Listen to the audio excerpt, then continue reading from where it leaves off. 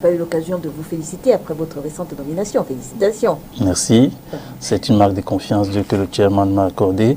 Donc je pense que je vais rendre satisfaction à l'ensemble des militants de mon parti en produisant le résultat qu'ils attendaient de nous. Alors vous dites à l'ensemble des militants de votre parti, il faut quand même reconnaître que ces nominations ont eu pour effet de diviser votre parti. Est-ce que vous êtes gêné par l'effet que ça a produit? Non, pas du tout. Ça montre simplement l'intérêt que les militants accordaient à ces responsabilités-là et que certains, n'est-ce pas, sont frustrés n'avoir plus la conscience de la direction du parti.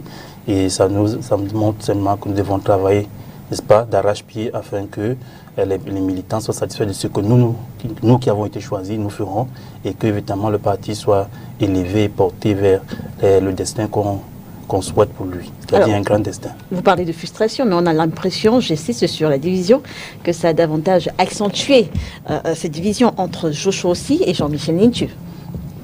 Bon, je ne sais pas si ça accentue la division ou la division entre ces deux cadres du parti. Je sais que chacun travaille avec ce qu'il a comme compétence, avec ce qu'il a comme capacité, et les deux travaillent, n'est-ce pas, pour le bien du parti. Les militants vont juger le moment venu au Congrès, qui des deux, en tout cas, s'ils sont candidats pour la présidence du parti.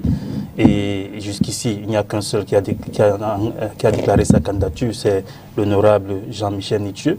Mais s'ils venaient à être tous les deux candidats, je pense que les militants vont décider lors du congrès qui se tiendra l'année prochaine. Sauf que vous pensez que le SDF n'a pas besoin d'un leader comme Jean-Michel Nintu. Je veux dire, vous l'avez récemment, ces propos, vous les avez récemment tenus sur une radio de la place. Le SDF n'a pas besoin d'un leader clivant comme Jean-Michel Nintu. Aujourd'hui, vous êtes capable d'affirmer, de continuer d'affirmer ça? Oui, c'est mon point de vue. Je pense que Jean-Michel Nintu, à la tête du parti, n'est-ce pas, transformera ce parti en un parti régional. Donc, régional, c'est-à-dire? Non, un parti régional, nous avons besoin d'un parti national. Et pour que le SDF reste un parti national, il faut quelqu'un, n'est-ce pas, qui rassemble.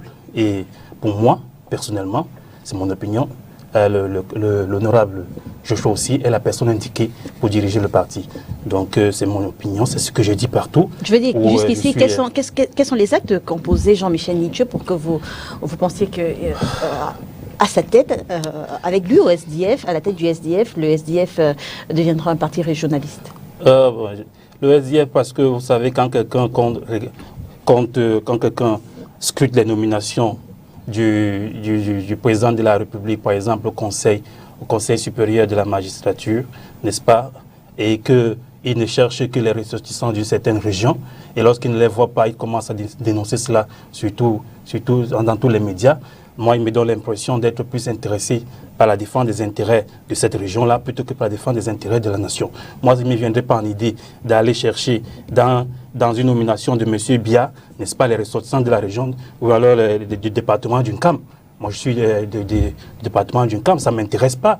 Du moment où on travaille pour la République et qu'on travaille pour le pays, ça me convient et ça me suffit. Donc, de telles revendications me font croire que s'il venait à être président national du parti, serait beaucoup plus intéressé par les intérêts d'un clan plutôt que par les intérêts de toute la nation. Donc jusqu'aujourd'hui, vous réitérez ces propos, Jean-Michel. Je les réitère. Un leader clivant, un chauffeur de salle également, vous aviez tenu ces propos-là, un chauffeur de salle. Oui, pour le parti. Vous savez, dans une organisation, on a besoin de tous les caractères, on a besoin de toutes les compétences. Il semble qu'il a une compétence de quelqu'un qui aime chauffer les salles, alors on peut au moins l'utiliser dans le parti comme tel. Et c'est ce que moi j'ai toujours dit. Donc il peut permettre de chauffer les salles. C'est quoi chauffer les salles? Chauffer les salles, c'est-à-dire que toutes les formations politiques ont besoin de quelqu'un qui peut haranguer, n'est-ce pas? Haranguer les foules. Pas les foules, qui peut haranguer les salles, et maintenant chauffer, animer. Et on a besoin à une autre période de quelqu'un qui tient un discours républicain, un discours véritablement rassembleur, un discours qui rassure. Et dans la période dans laquelle nous sommes actuellement, celui qui tient un discours qui rassemble, un discours qui rassure, un discours qui apaise, n'est-ce pas? Vu le contexte, vous savez que le Cameroun actuellement Nous avons pratiquement 8 régions qui sont dans une insécurité totale. Le Cameroun est dans une situation catastrophique. Donc, on a besoin de rassurer les Camerounais et de leur faire comprendre que voici la manière par laquelle on va diriger le pays si on est au pouvoir et que ce ne sera pas tout simplement, n'est-ce pas, de revendiquer, mais on a aussi des propositions, on a aussi une vision et c'est cette vision-là qu'on doit expliquer et présenter de façon calme, de façon posée, de façon rassurante. Et tout le Cameroun veut rassurer les militants de tous les partis politiques, que ce soit le MRC, que ce soit l'AFP, que ce soit l'UPC, ont besoin d'un discours qui rassure, non pas un discours qui divise et qui construit les murs, qui construit les barrières. Est-ce que vous direz qu'à la date d'aujourd'hui, pour sortir, la personne Jean-Michel Ntieux fait plus de bien ou alors plus de mal au SDF? Bon, je ne sais pas si on va focaliser tout sur M.